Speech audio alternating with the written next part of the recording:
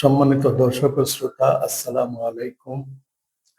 আমরা পূর্বে আলোচনা করেছি কোনো বিষয় তাসদিক বা সত্যায়ন করার পূর্বে বেসিক এডুকেশন বা মৌলিক শিক্ষা গ্রহণ করা জরুরি। যাদের মৌলিক শিক্ষা নেই, বেসিক এডুকেশন নেই, তারা বা তাদের পক্ষে তাসদিক করা, কোনো বিষয়ের সত্যায়ন করা সেটি সম্ভব নয়। এখন বেসিক এডুকেশন বা মৌলিক শিক্ষা কাকে বলে? সাধারণত প্রাইমারি ও সেকেন্ডারি লেভেলে যে শিক্ষা প্রদান করা হয়, উচ্চ শিক্ষা বা বিশেষায়িত শিক্ষা গ্রহণ করার পূর্বে যে শিক্ষা আমরা গ্রহণ করি তাকেই বেসিক এডুকেশন বা ফাউন্ডেশনাল এডুকেশন বলা হয়। সেখানে সাধারণত লিটারেসি বা সাক্ষরতা জ্ঞান, ভাষা, সাহিত্য, নিউমেরেসি, সংখ্যা জ্ঞান, ফিজিক্যাল এবং সোশ্যাল সায়েন্স, ক্রিটিক্যাল থিঙ্কিং ইত্যাদি শিক্ষা দেওয়া হয়। এই শিক্ষা গ্রহণ করার জন্য আমাদের দেশে যে সকল প্রাইমারি এবং সেকেন্ডারি স্কুল রয়েছে সেগুলিতে সাধারণত এই শিক্ষা দেওয়া হয়। তবে আমরা যে শিক্ষা গ্রহণ করি আমাদের দেশে দুই ধরনের শিক্ষা প্রতিষ্ঠান রয়েছে, একটি সেকুলার শিক্ষা প্রতিষ্ঠান আর একটি রিলিজিয়াস শিক্ষা প্রতিষ্ঠান। তো সেকুলারে যে শিক্ষা দেওয়া হয় সেগুলি আবার রিলিজিয়াসে পুরোপুরি দেওয়া হয় না। রিলিজিয়াস প্রতিষ্ঠানে যে শিক্ষা দেওয়া হয় সেগুলি সেকুলার প্রতিষ্ঠানে দেওয়া হয় না। এই জন্য এরিস্টটলের সংজ্ঞা মতে, দার্শনিক এরিস্টটলের সংজ্ঞা মতে আমাদের বেসিক এডুকেশন পূর্ণ নয়, অসম্পূর্ণ থেকে যায়। এরিস্টটল বেসিক এডুকেশনকে তিনটি শব্দ দ্বারা প্রকাশ করেছেন: ম্যাথমেটিক, ফিজিক অ্যান্ড থিওলজি। সংখ্যা জ্ঞান, যেটি সাধারণত লজিক, ম্যাথমেটিক এবং স্ট্যাটিস্টিক্স। আর ফিজিক হইল ফিজিক্যাল অ্যান্ড সোশ্যাল সায়েন্স। আর থিওলজিক হইল ফিলোসফি, থিওলজি এবং রিলিজিয়াস স্টাডি। কাজেই যে বেসিক শিক্ষায়, যে মৌলিক শিক্ষায় এই তিনটি বিষয়ের সমন্বয় হয় না, সেটি পূর্ণাঙ্গ বেসিক এডুকেশন নয়। কাজেই তাসদিক করার পূর্বে যে বেসিক এডুকেশন দরকার সেটি আমাদের দেশে সাধারণত দেওয়া হয় না। আমরা পূর্বেই বলেছি, মানুষ একটি বুদ্ধিমান প্রাণী, ইন্টেলিজেন্ট এনিম্যাল। আর ইন্টেলিজেন্ট এনিম্যাল হওয়ার কয়েকটি গুণের সাথে বিশেষ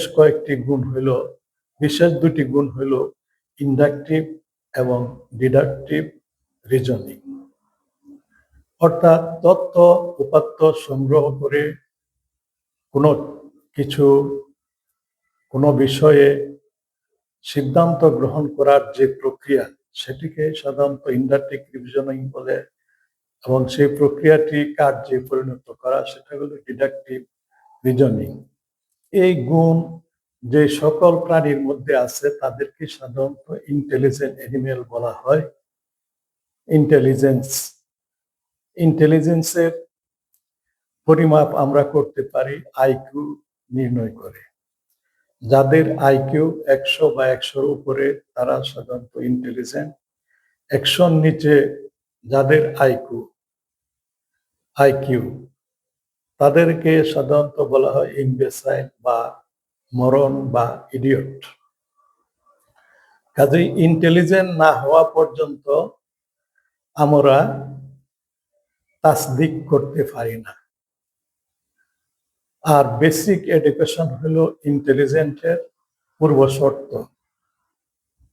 যে সকল প্রাণী তাসদিক করতে পারে তাদেরকে সাধারণত ইন্টেলিজেন্ট অ্যানিমেল বলা হয়। কাজেই ইন্টেলিজেন্ট অ্যানিমেল হওয়ার পূর্বে মানুষকে বেসিক এডুকেশন গ্রহণ করতে হবে। আমরা পূর্বেই বলেছি তাসদিক এবং তাকলিদ কাকে বলে। তাসদিক হইল ঈমান গ্রহণের পূর্ব শর্ত। ঈমানের সংজ্ঞায় বলা হয়েছে আত-তাসদিকু বিমা জাআ বিহিন নবী সাল্লাল্লাহু আলাইহি সাল্লাম। নবী করিম সাল্লাল্লাহু আলাইহি সাল্লাম যে শিক্ষা বা যে মেসেজ আমাদেরকে প্রদান করেছেন সেটি সত্যায়ন করা, সেটিকে সত্য নির্ণয় করার যে শক্তি সামর্থ্য তাকে বলা হয় তাসদিক। আর তাকলিদ হলো অন্ধভাবে কোনো বিষয়কে অনুকরণ ও অনুসরণ করা। ঈমানের ব্যাপারে তাকলিদ সম্পূর্ণভাবে নিষিদ্ধ। ঈমান গ্রহণ করতে হলে তাসদিক জরুরি। একটি হলো তাসদিকে আম।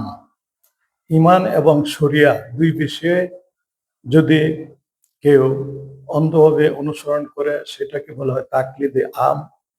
পবিত্র কোরআনের বিভিন্ন আয়াতে তাকলিদে আমকে নিষিদ্ধ করা হয়েছে। আর তাকলিদে বিল ঈমান হইল তাসদিক বিমা জাআ বিহিন নবী সাল্লাল্লাহু আলাইহি ওয়াসাল্লাম। নবী সাল্লাল্লাহু আলাইহি ওয়াসাল্লাম যে মেসেজ আমাদের কাছে নিয়ে এসেছেন সেটাকে বলা হয় তাসদিক বিল ঈমান। তাসদিক বিল ঈমান। আর তাকলিদ ফিল ঈমান এটা নিষিদ্ধ।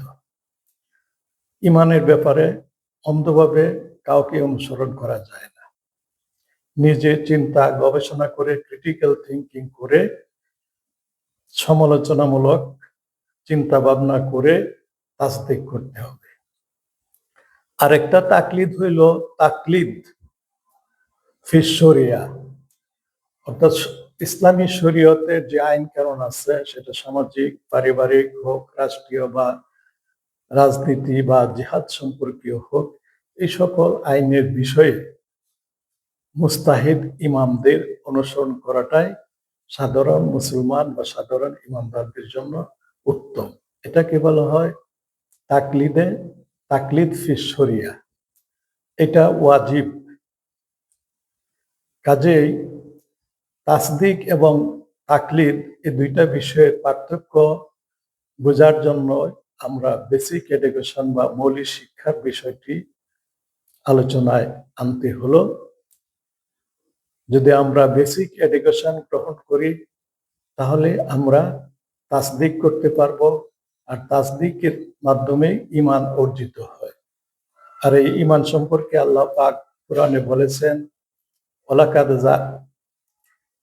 ইন্নাল্লাযীনা আমানু ওয়া আমিলুস সালিহাতি কানাত লাহুম জান্নাতুল ফিরদাউসি নুজুলা। যারা ঈমান আনয়ন করে এবং নেক আমল করে, সৎ আমল করে, তাদের জন্যই রয়েছে জান্নাতুল ফেরদাউস। কাজে জান্নাতে যেতে হলে আমাদেরকে তাসদিক শিখতে হবে, আর তাসদিকের ভিত্তি হলো বেসিক এডুকেশন। যদি বেসিক এডুকেশন না থাকে তাহলে আমাদের পক্ষে তাসদিক করা সম্ভব নয় এবং আমরা জান্নাতে যেতে পারবো না।